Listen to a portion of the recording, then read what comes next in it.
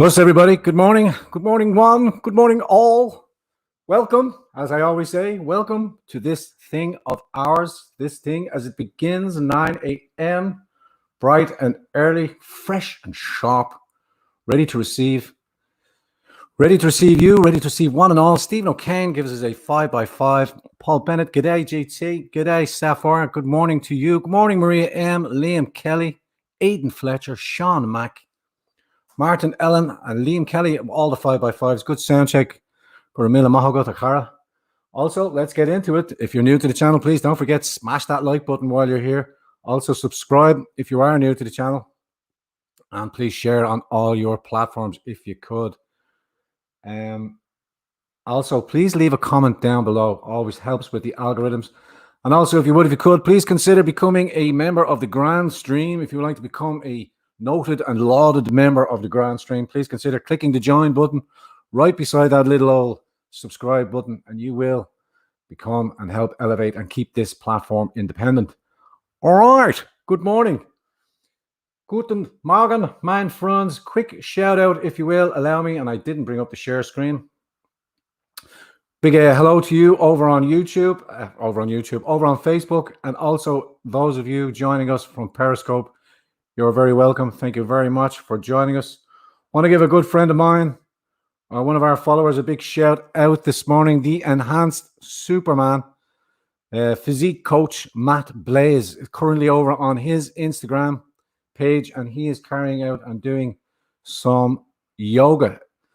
9 o'clock on Monday evenings at 5 p.m. and now running in line with the Grandstream here at 9 o'clock in the morning. But we give out props and shouts out to our friends, those of you doing your bit also to keep everybody in tip-top shape bright and early. So get over there, do your stretches if you want afterwards. I recommend you go in after this show, obviously, and then catch up with Matt as he does his yoga sessions. Also, you can check in with Matt and follow him over there on Instagram. Big shout out to Matt. Thank you very much for your support, Matt. Much appreciated.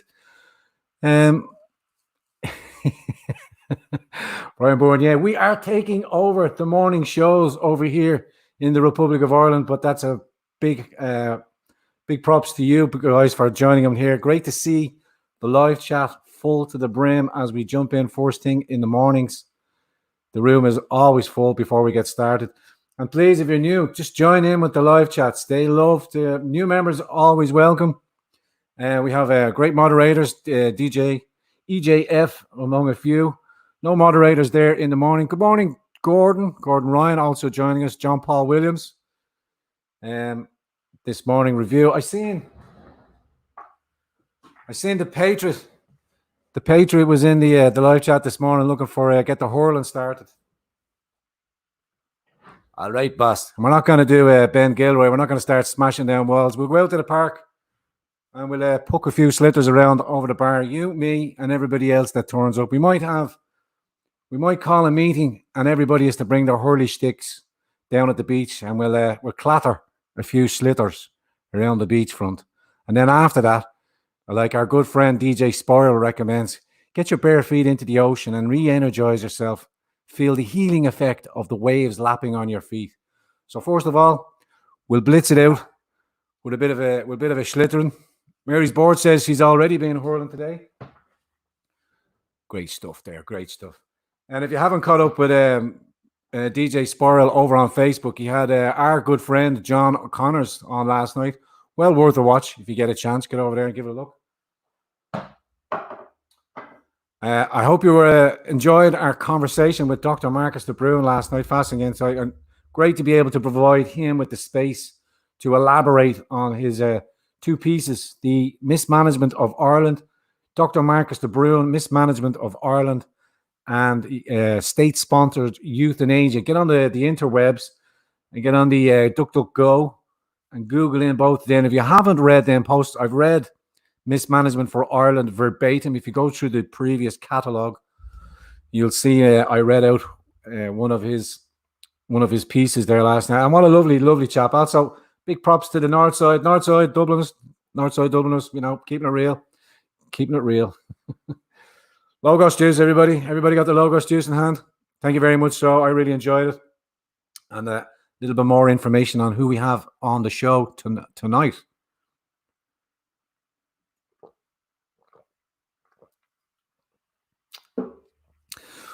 Stephen O'Kane reminds that his sound wasn't the best.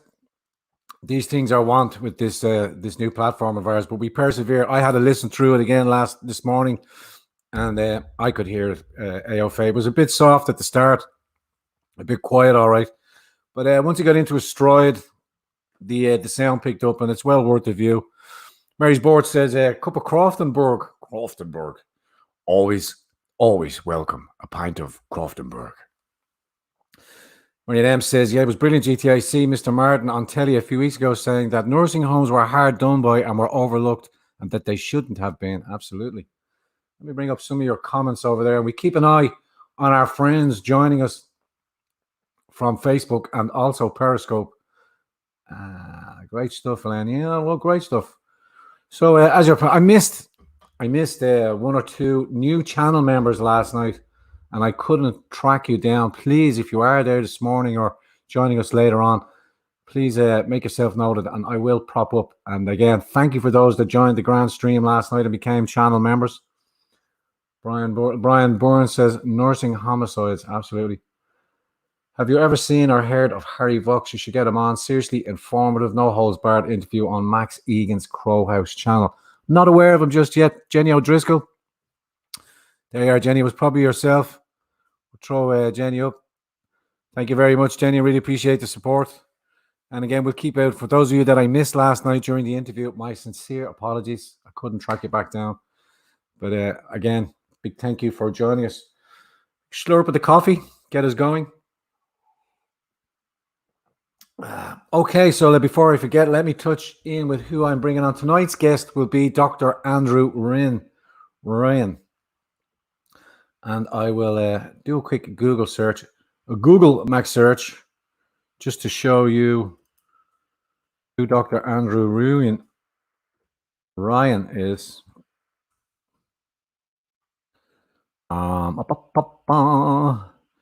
Let's see. Seems to have his own SoundCloud. Okay, well, I'll go to the Facebook page and I'll bring you up the Facebook page. Good morning, Darren. Darren joining us over on Facebook. Appreciate that. Let me see, Dr. Aaron.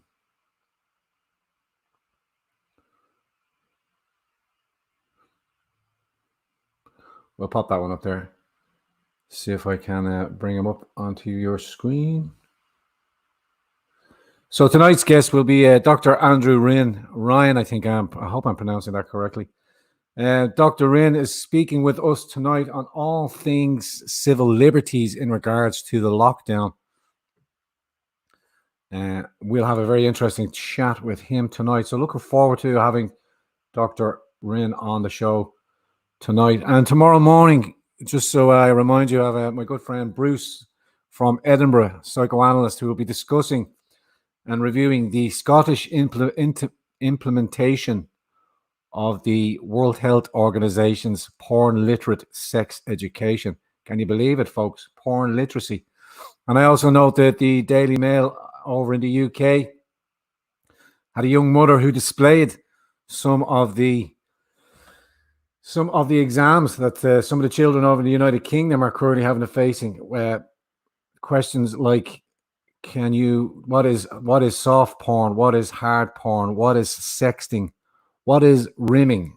I mean, to get children from any age, from 4 up to 12 years of age, to have an understanding of that kind of nonsense is without parallel. And I don't understand the reasoning or the logic for bringing that kind of ethos into the curriculum. I really don't.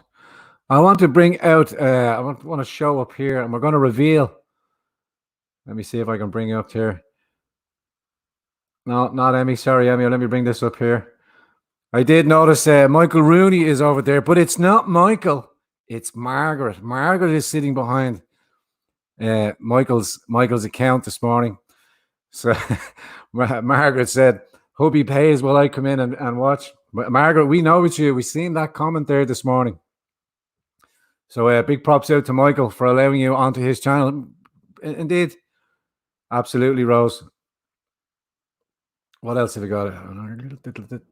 And there's the great comment there, Mary's board. Unless you have a working knowledge of medical terms and anatomy, it's always hard to follow a doctor talking. Absolutely. Later on, the second half of this show, we're going to throw out a link. We're going to bring you on. Anyone wants to jump in, please get prepared. Please bring your attire. Please be dressed first and foremost. I keep reminding James Collins and his naked exploits when he came onto the show the other morning. So be prepared if anybody wants to jump in. I'll throw out a link towards the second half of this morning's presentation, this morning's disquisition. I have one or two articles. We'll probably get the adrenaline flowing, as they are oft wont to do. Let me get rid of that there. Let me bring it in over here. And the very first link I have is not present, but I will resolve that. Ginger Ninja, yeah, absolutely. Sexualizing. Keith O'Brien, are we heading towards another election? I don't know. I know Dr. De Bruin called for Eamon Ryan to pull the finger out of the dam, and let's not get this iteration of this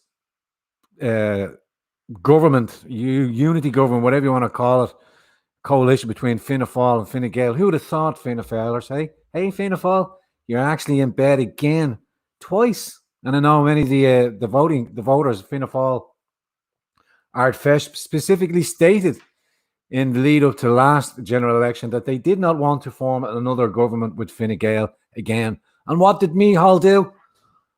Micheál said, and Leo said to Micheál, do you fancy another 5 years in power? What? Do I fancy another 5 years in power? Having done effectively nothing of the last 5 years, not even a murmuration of dissension in anything that Fine Gael were doing. We just happily went along with it. Are Fianna Fáil just Fine Gael? Are they both the same sides of the same coin? Are they both sides of the same coin? Or as we like to say here in the Republic, both cheeks of the same arse? Oh, matron. And now we're going to bring in carbon tax friendly, the eco-Nazis, Fine Gael, the Green Party. Got to be careful with that description last night. I hope if you've seen it last night,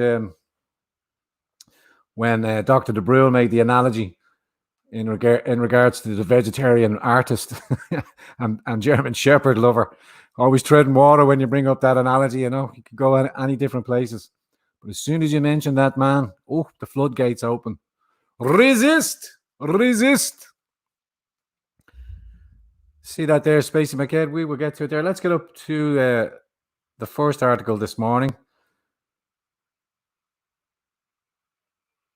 Let's bring that up for you there now. And we'll have a slurp of Logos juice before we jump into it again, just to get the brain matter sparking, to get the synapses going. Logos juice, great for the synapses.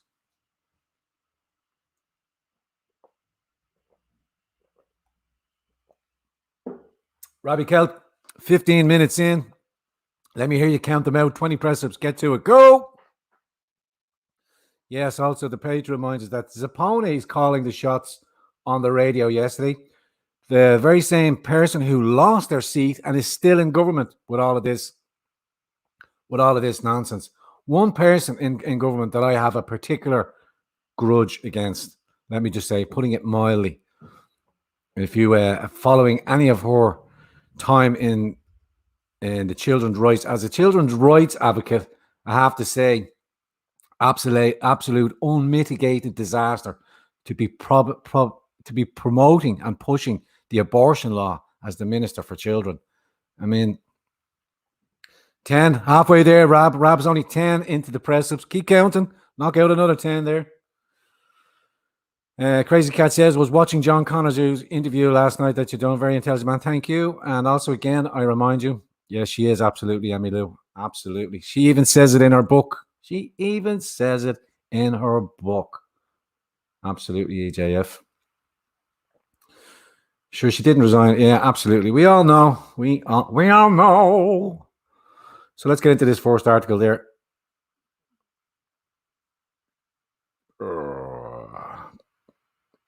The lag this morning. I do apologize. Maybe one day when the right amount of membership curtails, we might increase the computer power and purchase a new purpose-made computer for the show. All in good time. We soldier on. We make do with what we have. Oh, crazy cat. That's a little bit, but I don't disagree either too much. I want to keep all things focused on Cahir Savine because as of yet, this situation hasn't gone away, even with Goebbels, Flanagan's mealy-mouthed apology. Sorry, but I'm not sorry. As I said on my Twitter last night, if those of you follow me over on Twitter, he made an apology, but it's still going to go ahead. And this morning from Mick Clifford over in the Irish Examiner dropped this morning. More than half. And I don't know if these are the staff or if these are residents, but all seem pretty elated and all pretty happy about what the situation is going on down there. More than half of the staff at the controversial Direct Provision Centre in Cahir Savine, County Kerry, had not been Garda vetted by May 7th, almost 2 months after residents moved in, the Irish Examiner has learned. It has also emerged that most, if not all, of the staff had not completed a mandatory TUSLA course required of anybody working in a centre with children by that date. It is not clear if all the staff have now been Garda vetted and have completed the TUSLA course at this stage, with a number of questions to the Department of Justice going unanswered by the time of going to press. Local residents have claimed those working at the centre were hotel staff and wholly unprepared to deal with the risks and had no medical expertise in controlling the spread of COVID-19. Goebbels Flanagan, the Justice Minister, had an unprecedented open letter of apology to the people of Kerry and Cahir Savine published in local newspapers, in which he admitted mistakes in how he and his department handled the relocation of the 100 asylum seekers from Dublin to Cahir Savine on March 18th. More than 25 people, including 3 staff, have tested positive for COVID-19 to date.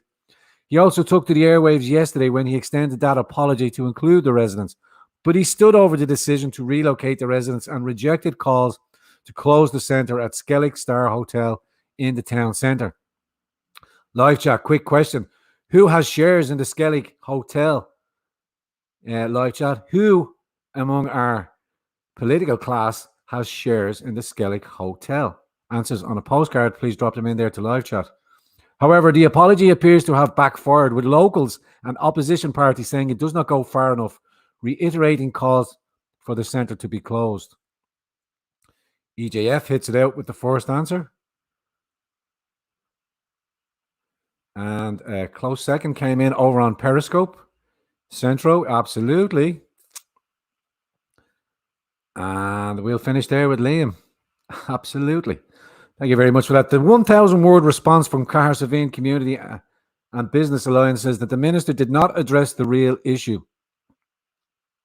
The crux of the issue for us, Minister, is that there have been concealment of the risk to the residents of the hotel, to the staff and to the people of Cahir Savine and Kerry since March. There was a clear conflict of interest here, profits versus management of public health risk. The response, say staff, were hotel staff and wholly unprepared to deal with the risks and had no medical expertise in controlling the spread of COVID-19. A major issue, according to the letter, was the failure to inform people that some residents displayed symptoms soon after arriving at the centre, and local people were not informed about the dangers for 3 weeks. That was a full 3 weeks that the residents, I want to catch that one up there. I will speak on that as well. Cahir Savine, Kerry, full 3 weeks that Cahir Savine and Kerry didn't know of the real risks or the presence of COVID-19 in the hotel. And 4 weeks before the HSE got involved on the ground, neither HSE nor HICWA have any remit over a DPC run for a for-profit company. A statement from asylum seekers at the centre provided to Radio Kerry thanked the Minister for accepting the move to the hotel was wrong, but they said that the decision to move people on March 18 still needed to be addressed.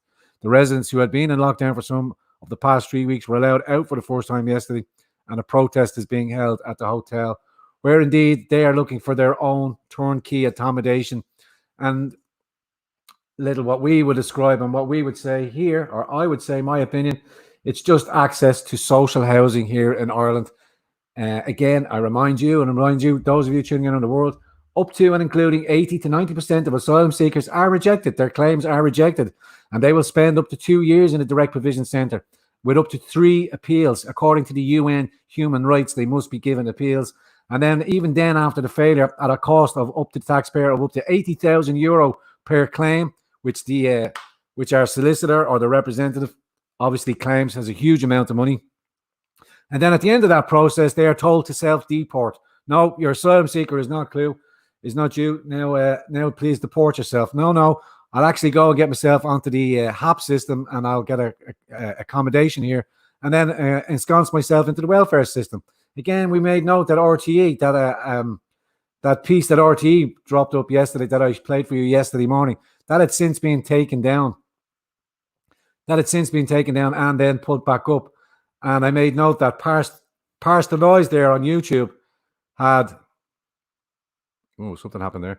Parse the Noise had his channel video taken down because of a copyright infringement that RTE had produced. RTE are a public broadcaster, state public broadcaster. How are they copyrighting their piece when we all own it? We are all expected to pay for it. Surely we would have the rights to the copyright. Again, it's another way to subvert using the algorithms on YouTube to quell dissent. Excuse me for the itchy nose. There must be an argument coming. Let me slap it away quickly. Get up out of that. Claire. Oh, Claire's. I'm in the wrong room. I thought I was up in the library now. Don't. Yeah, absolutely. So go over there and please share Parse the Noise's YouTube video over there if you haven't done so already. I know you, live chat, have already done that. And I did see a good comment from Andrea. Where's that, Andrea? Ba-da-ba-ba-da-ba. Yeah, everybody getting it up there as well. Maureen Éire gets it right. Mary Murphy also. The Celtic Cross. Also, I do believe the Bull Donahue has a stake down there too. The Bull. Do we know who the Bull is? The Bull Donahue. The man who gets up to 700 quid per interview for asylum seekers. The very man that brought direct provision centres to Ireland. I done nothing wrong. No, you got caught. But again, as Dr. De Bruin says also last night, no accountability, no transparency here in the Republic of Ireland. And those with professional accreditation, too scared to speak out. Too afraid, too timid to lose their positions, unfortunately. And what have we got here as well? Empty hotels will eventually become mosques. Well, that's a statement. That is a statement, absolutely. So, I mean, it's a mafia-run country. Absolutely. I couldn't agree more, EJ. The lovely conf. Let me get that out there. Live chat, quick shout out to you. 1 for yes, 2 for no. Do you agree with our moderator, EJF's assumption? It's a mafia-run country. 1 for yes, 2 for no.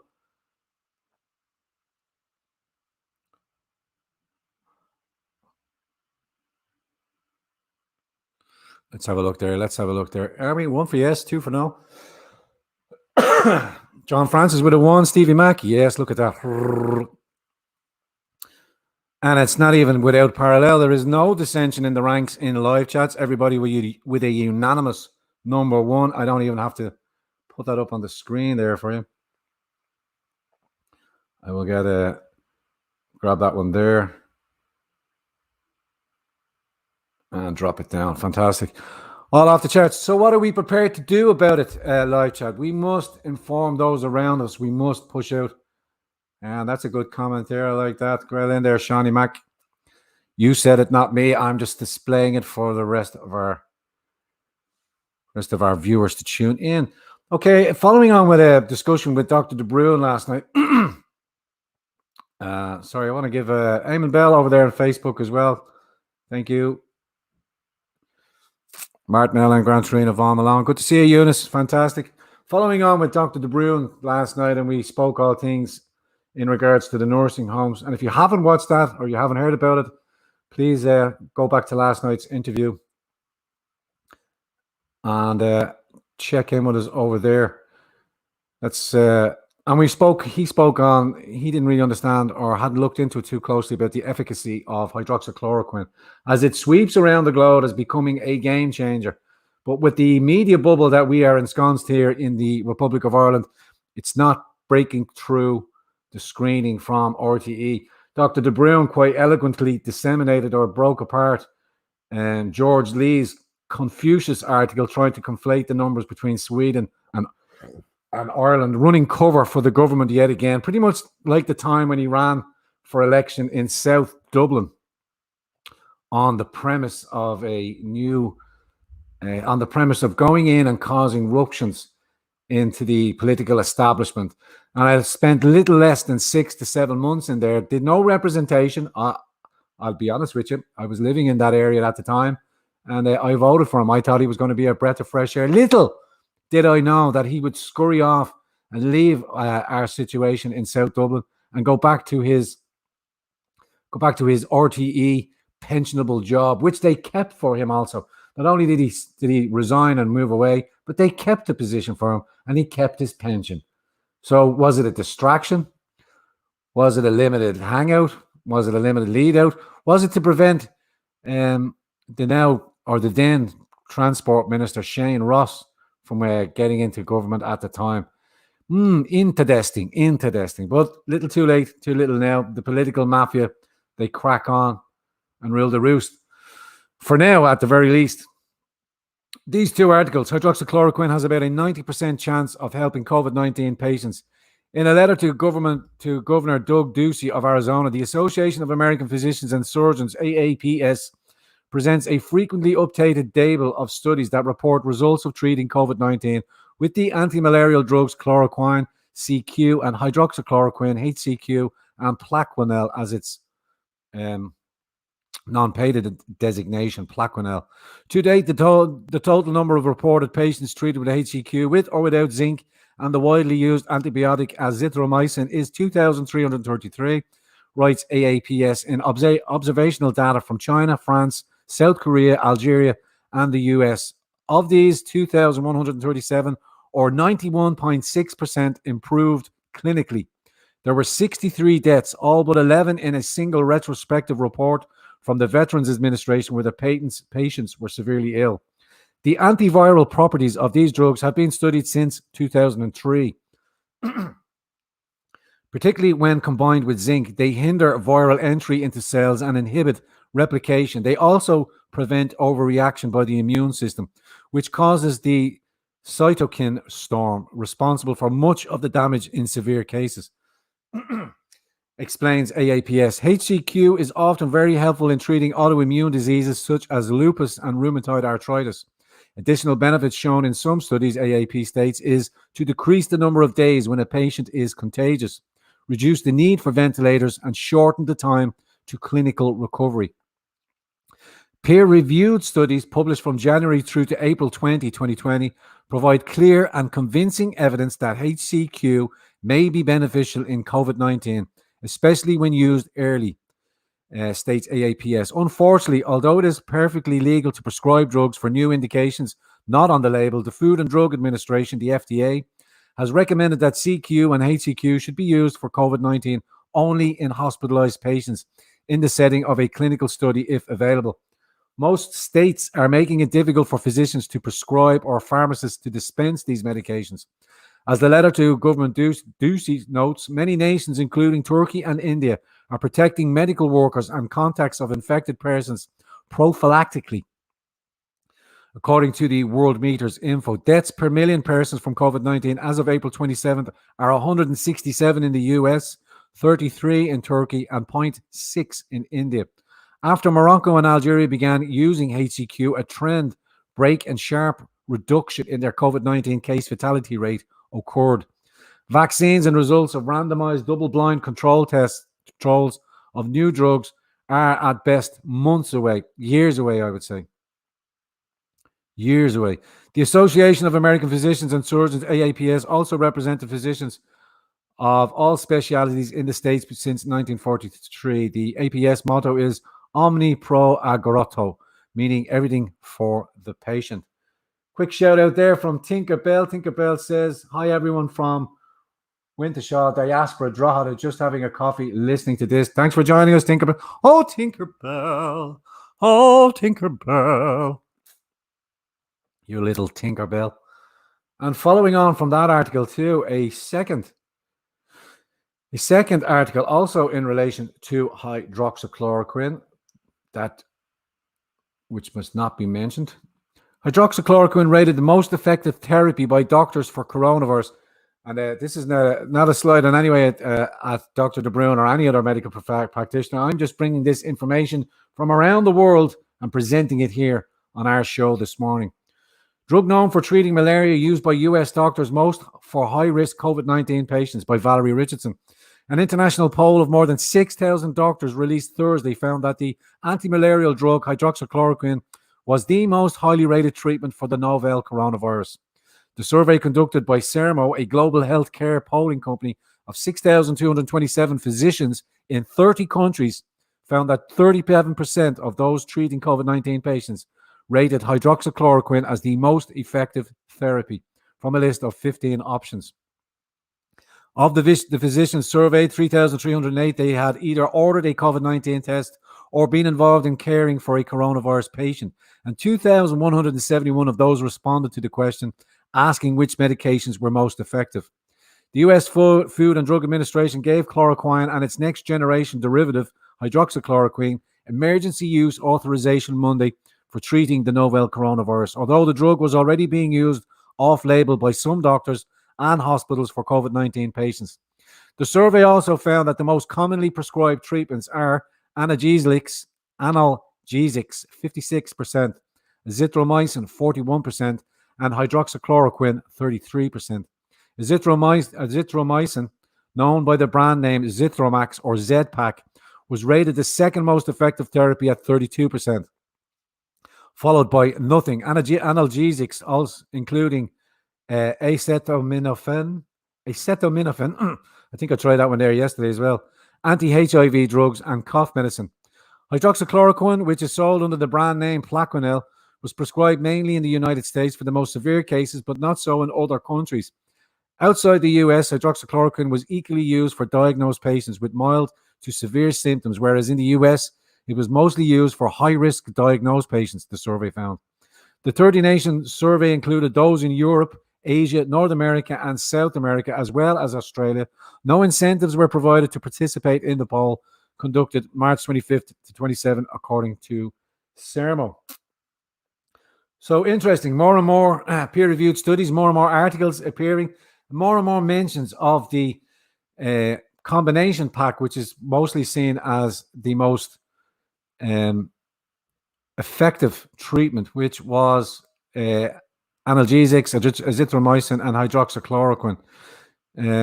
Azithromycin, known for the brand name Zithromax. What did they said was the best combination? Was, in my view, hydroxychloroquine, azithromycin, Z-Pack. So interesting to see if that will permeate here in the Republic of Ireland or if that will be used. It can be taken as a prophylactic. Indeed, President Trump is taking it, as he said.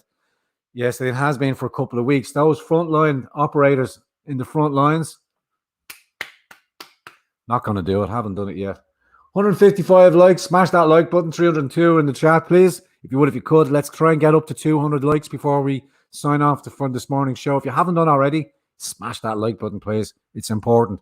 It really gets us into the recommended list and helps push this plans for. If you want to spread the truth, if you want to spread the word here in the Republic of Ireland, push it out.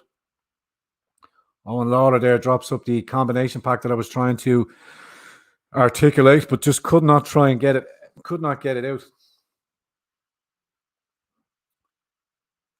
Yeah, another interesting question there from Maureen O'Leary. No gosh, juice.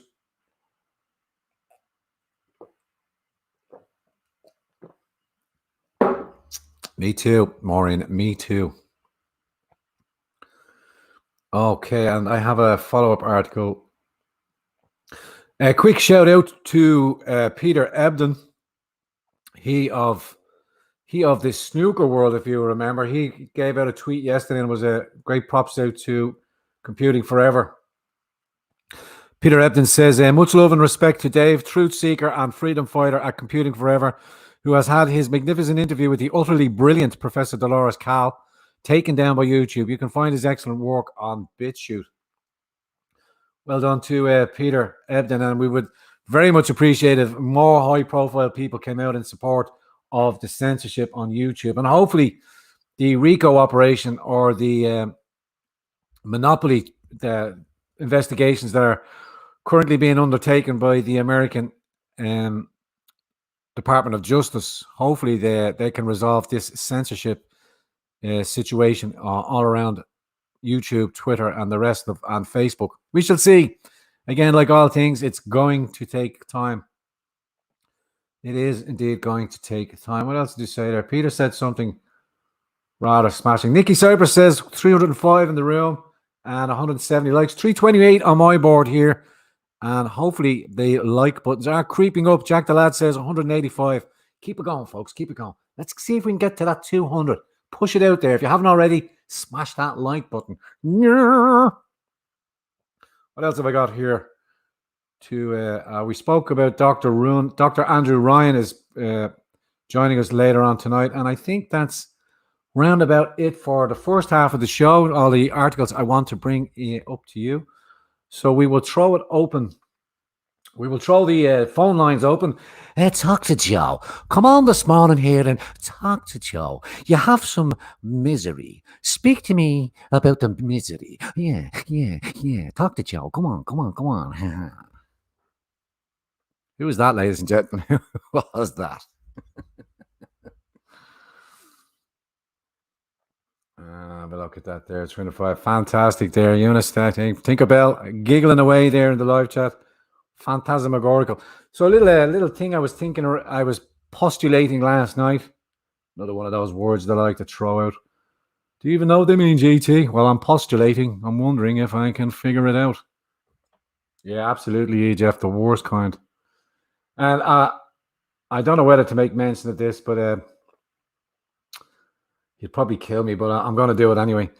Big shout out to Dave McSavage over on Instagram as well. If you're not tuning into Dave McSavage over on Instagram, how is having the time of his life over on that platform, and can see the benefits of it.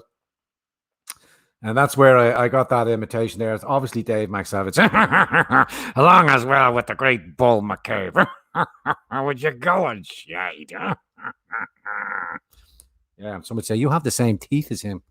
Looking to resolve the dentures in the near future, so don't worry about that. You don't think I don't know about the ganashers? Was looking to get them sorted before the lockdown, but we're working on it. We'll have a page. We'll have a page 7 fella smile coming on soon enough. Please God. Is he? Emmy Lou? Well, we'll see. I like what he's doing over there. Turkey for teeth. Yeah, absolutely, AJF. But we'll. Owen says, bring Dave McSavage onto the show. Don't think I haven't asked. Don't think, like the great Joel Duffy says, don't think I haven't rang in there and spoken to the man himself. But unfortunately, he's unable to join us at this present time. But we'll get it. Give the chat a song, GT. Maybe later. Look, I'm going to throw this chat out. Sorry, I'm getting carried away there with my own grandiosity. Let me throw the link out to you there. If you want to jump in, we'll throw the link out to you there. There's a link going out to all 3 platforms. I don't know for sure if you're able to jump. Well, you should be able to. If you can click on the link, you can clearly come in from the phone that you were looking, or whatever mode of operation, whatever mode you're looking at the show from this morning. So a link is out there. We wait to see who jumps in and who is available for comment and conversation. My thought was for Monday. I was thinking of doing Monday morning. So the call in for Monday morning to allow you the chance to vent on the Monday morning show. I will call it the Monday Moaning. The Monday Moaning. So Monday mornings, we'll try it this coming Monday. And we'll allow you to... I don't believe this. And she's there yet again, ladies and gentlemen. Our Polish gunslinger. I'm going to change your name. Keisha, from Keisha to our very own Polish gunslinger. Let's bring her in. A regular a regular chat here Everyone. on the live chat. Good morning, Keisha. How are you, sweetheart? You well? I'm fine, thanks very much. How are you? I'm fantastic. It It's seems to good. be that you are first out of the gate. You must be walking around with the phone in your hand while you're taking care of the children, are you? Yeah. I actually started getting a little bit earlier and, so tuning in to your show. Oh, It, thank it, you. it gets Appreciate me that. up a bit earlier, yeah, and the children are already up. Good for the So, routine, isn't it? Good bit of routine. yeah, I find a little bit of routine. I'm up anyway, so I might as well be doing. And the whole point of it at the start was to keep everybody company during the lockdown, because not all of us will be like have people in the house to yeah. keep a busy house. So a lot of people will be sat at home alone. And I thought, and it looks like it's going to carry on anyway. What would your thoughts be if the lockdown, when the lockdown does go back to normal? And this is not the new normal, Keisha. Might do an No, 8 o'clock no. show. I don't want the new normal. I'm sure there's a lot of things that we can improve, in the society, but overall, I just want to go back to normal. And yeah, no, do you remember this film, Groundhog Day? Of course, yeah, yeah, Yeah. So like over recent days, this is kind of the feeling I've been waking up with, which is not really a nice feeling, that I'm just kind of waking up and immediately I'm realizing that I'm in some kind of surreal situation, yeah, and it kind of repeats over and over again, and that really got me, into like a bad mood and this anxiety. So the show actually kind of helps out to level it out and see the interaction of people, see what's going on, and kind of cheer me up a little bit, yeah, because that feeling that I was waking up with, it's really not a nice feeling, and it's very hard to get it out of your mind. I'm just calling because I wanted to tell a quick story which kind of presents how inconsistent all the policies are, and the authorities are not even sticking to their own standards with all that situation. And yeah. it's just a perfect example that this is all not making sense. It doesn't matter how much you look at it and how much you want to justify it. Oh, Keisha, dropped your feed there. So we know That's good. had to go and get himself tested. They just tested in this workplace everyone Sorry, for Keisha, for you just Keisha, we just lost your feed. Can you just start off again there because you froze up? What yeah, happened there? okay. So yes, of course. So I know a family where a gentleman who is working in particular setting had to test himself because that was the requirement the workplace. And this gentleman is very athletic, very healthy, Yeah, never gets sick, and obviously didn't have any symptoms. yeah. And he tested positive. Well, So overnight, he got isolated in his own household. They live in a house, so at least he could benefit from could benefit from the backyard. Going out in the sun. Obviously, it's more harder for people who live in apartments and places like that. yeah, So, but he had to stay for 2 weeks, right? And his wife was freaking out, obviously, or maybe not. It depends, what you kind of what you are convinced of. But yes, like he didn't have any symptoms. So he was sitting upstairs in his bedroom, completely, apart from his family. They have two children, and his wife is freaking out, and on top of that, uh, because I would expect that the whole family should be tested straight away, right? yeah. Of Like course, you yeah. would think. Well, not the case. They had to queue for a few days until they actually got tested. So it's get even more ridiculous. And eventually, we talked to them, I think yesterday, and it turned out that the wife and two kids are negative. Strange. Yeah, so like this is absolutely not making sense. You know, like how the whole family living in one household, not obviously distancing or anything, you know, like it's not possible. In cases when you get a cold or a flu, you usually, you know, pass it on to at least some of your family members. That's kind of, you know, normal. And here you have a healthy guy who didn't have any symptoms up till now. Like he's now, I think, living the quarantine today. Yeah. And the family is negative. So somewhere there is a lie. Either Well, we've seen the Tanzanian, I think it was the yes, prime minister, yes, and he put in a yes, fruit, yes, he put in a veg. So, yeah, and some would say allegedly that the tests are too many false negatives, and some would say allegedly that they also give you yeah, the COVID-19. But we yeah. also know So as well from our own understanding, Casey, that we've all got coronavirus. Every flu that we've ever had has a of coronavirus, and if they're course, just testing for the DNA sequence, then you're going to find yeah, coronavirus in everybody. Everybody will test yeah, positive, and it's just a way to inflate the numbers, I think. yeah. But then you say you have You a know, but perfect story there. You have a perfect story there where one yeah, no, person in like the whole household and nobody else gets infected. It doesn't make sense. no, and obviously nobody had any symptoms or anything. So, like, which test is lying then? Is it positive, negative, positive, false positive, or false negative? Whichever it is, you know, whatever they are testing for, like, it's just not holding up. Yeah. So yeah, it only shows that like we just need to go back, you know, to normal, go out, and I do see. Particularly, my husband is really much, you know, looking into the social media, and he's following comments, you know, done by people and the various, you know, pieces that are being released under, you know, all those independent and other newspapers.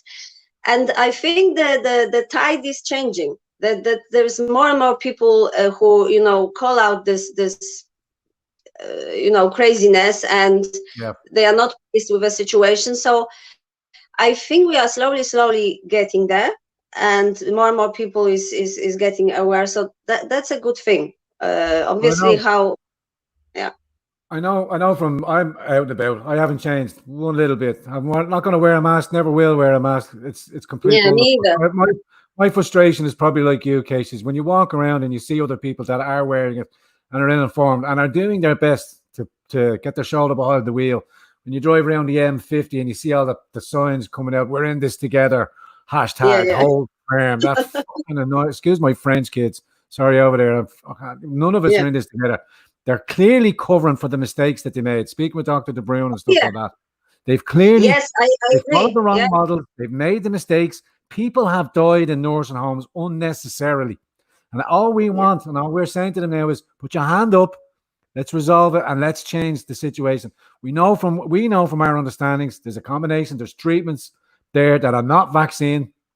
If they want to go for a vaccine, that's going to take 3 or 4 years to trial. You cannot just magically have a non-tested. They have to do animal testing on it for one over thing. I'm not anti-vax.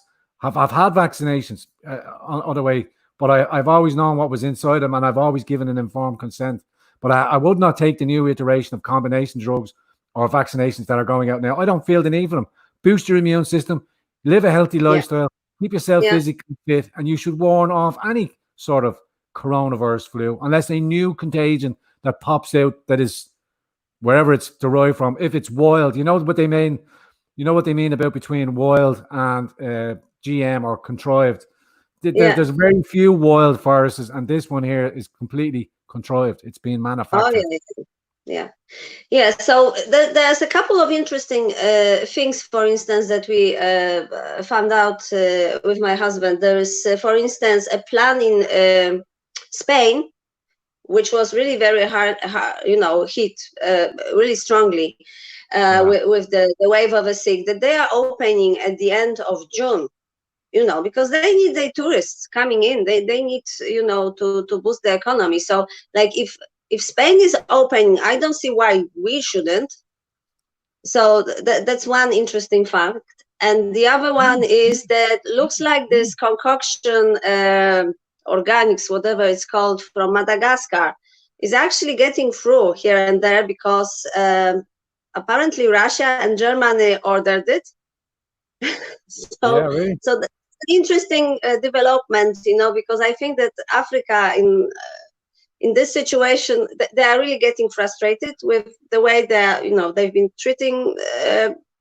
So far, they've been like field for experimental vaccines, and they just start, I think, slowly to wake up to the situation, and saying like, no, we just want to do our own way, and we don't really need those great advice from whoever.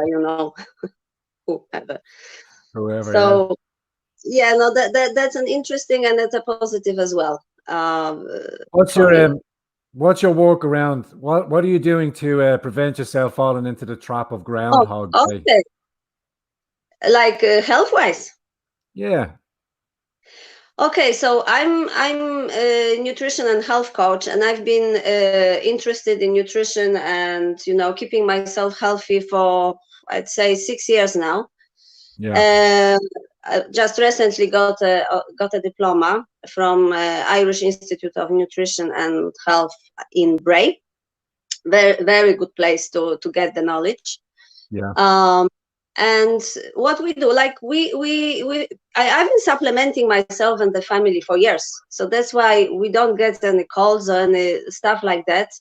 I guess my daughter, since she goes to school, is more exposed to whatever kids are bringing, sniffles and other things. So she did get, which is good, which is healthy. Yeah, she's healthy, but she got one big thing that was, I think, going around before Christmas, that really a lot of kids and teachers were sick with kind of gastrointestinal, also things, like, vomiting and stuff like that. Yeah. She wasn't that bad. Like, she was just on vitamin C, herbal teas, vitamin D, all the kind of minerals that I give her, and she was just, sweating out her fever, and she's not getting any of those Panadols and Calpols, and she went through it, and she was grand, and nobody else got it. We get every day vitamin D3, K2. We, like, kids get omega-3. They get what else do we get? They get probiotics. I do some, sour veggies, like, really. I make it myself, sauerkraut, things like this. What else? We try to eat as clean as possible, in the sense, as much as I can afford. I eat organic. I'm not gonna be lying to you. We spend quite a lot of money on it, but I think it's worth it. And there's nothing more important than health, because I had in the past a serious problem with my health, and that's what woke me up 7 years ago. That's why, for me, there's a good question, Keisha. Sorry to cut across you again. What was your red pilling moment in all of this, or when you came to your understanding, not in all things? Like, I haven't asked you about what you're thinking on Hollywood or any of that stuff. This channel, we like to delve in and go everywhere and talk about anything. And I don't talk about specifics, but your moment when you said, hang on a minute, what they're telling me doesn't make sense, and it's, as we call it, the red pilling. Well, the red pill for me was, well, I can tell you, I was diagnosed 7 years ago with thyroid cancer. Oh, wow. And I went through all the usual stuff. Like, it wasn't that serious, like thyroid cancer usually are not that serious, invasive, like the like, it's kind of, if you need to get a cancer, maybe a thyroid cancer is actually your best shot, so to speak. Really? But I went through 2 surgeries and radioactive iodine treatment. What they do, they give you this one pill, and kind of apparently supposed to burn off any remnant, cancerous cells in your body, because the thyroid has a particular thing that it absorbs iodine. Yeah. So they provide you with the isotope that is radioactive. Like, of course, it's a minuscule dose, but it's still. And you need to be in isolation for roughly a month if you have kids. So I was away from my, at that time, 1-year-old, which was tough. but she was staying with her grandparents. So after that, I just, because, you know, like I have a small kid and I'm thinking like, what am I supposed to do to get, to be healthy, to not go back to the situation, to not have any other, you know, complications out of it. And like, I need to raise a kid. And that was kind of all the time, you know, at the back of my head. And I was really stressed out. And somebody gave me a book or two about kind of a different perspective on the health of people and what's the real reason why we're getting sick, because the doctors didn't give me any answers. You know, like, it's bad luck. You go through your therapy and, you know, see you in half a year, whatever, for just a checkup and stuff like that. Yeah. So I just started reading, you know, different perspectives from different integrative medicine doctors. And that was my red pill, because the moment I dived in this, you know, once you dive in this, is just like never ending. Then all the things coming, you know, the treatment of cancer in general and all other possibilities that are out there. And I didn't know about them one bit, because maybe I would do some things actually, you know, differently.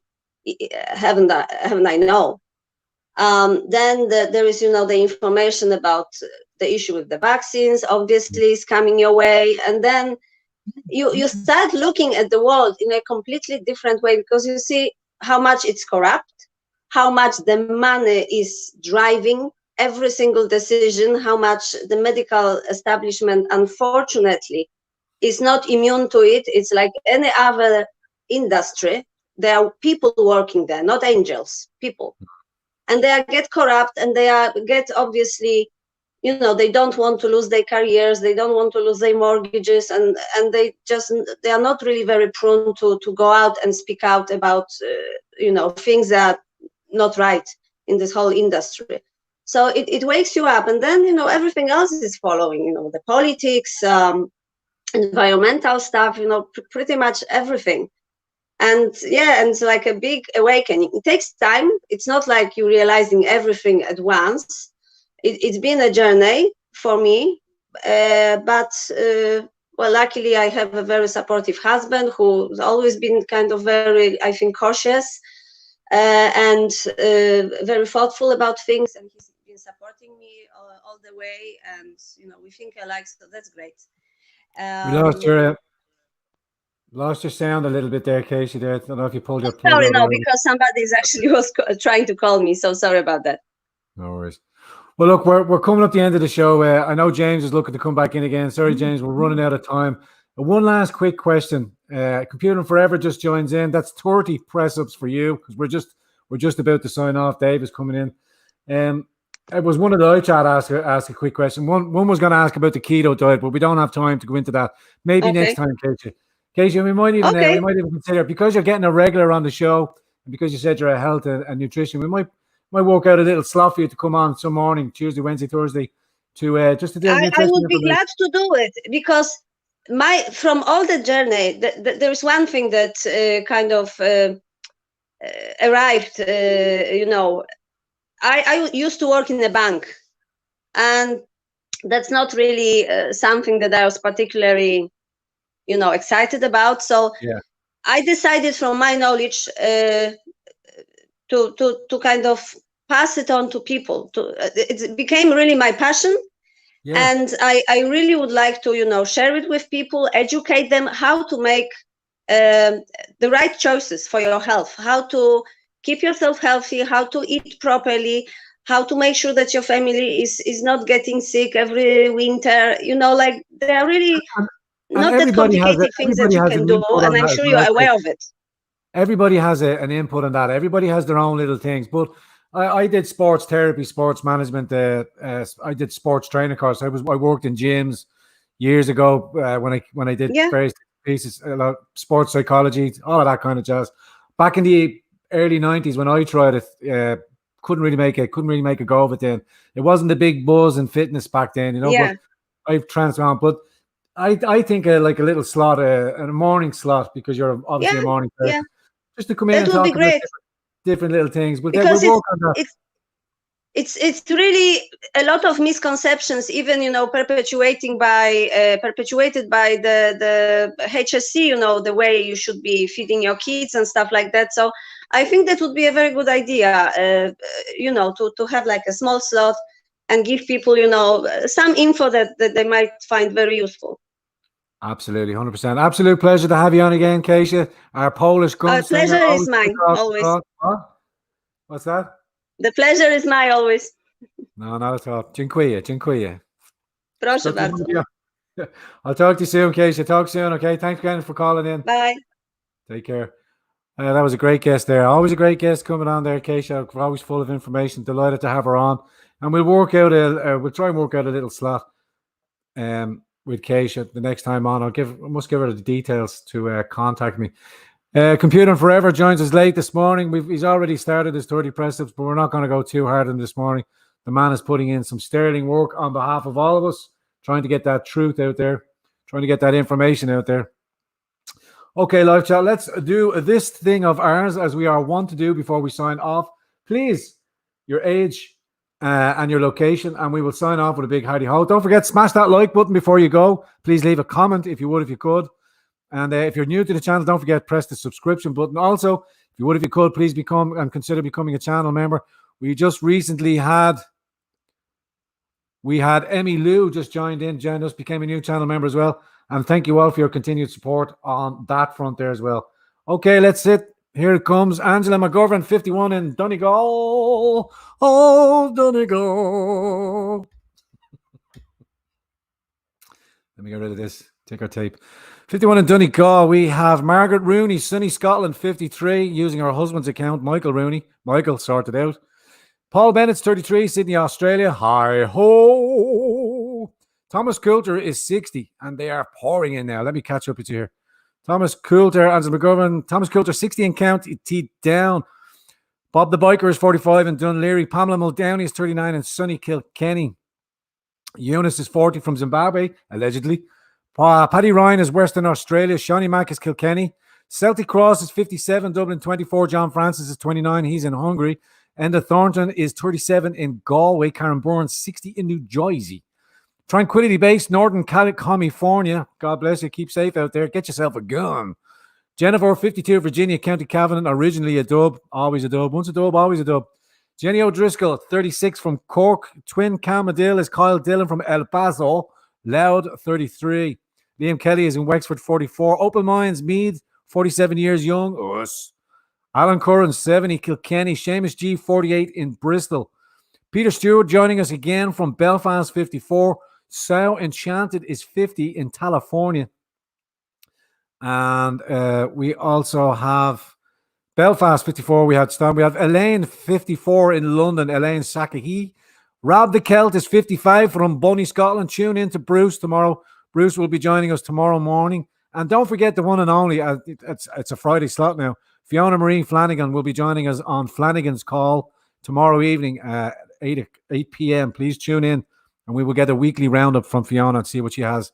Aidan Fletcher, 48, still working in Bayside. Andrea Murphy, 30 in Cork. Adrian Walsh, Life Begins at 40. Solafix is 48 Meath. A Meath man in Cavan. Richard Kelly is Leash, 53. I Can't Edit Videos is 37 in Ballier. John Paul Williams, he's there too, don't forget. Lolly Lewis, Carlo, 35. Slán Safe Sapphire, 2201, 47 in West Meath. Francis B is in County Tipperary. Patricia O'Connell is a fine age in Monaghan.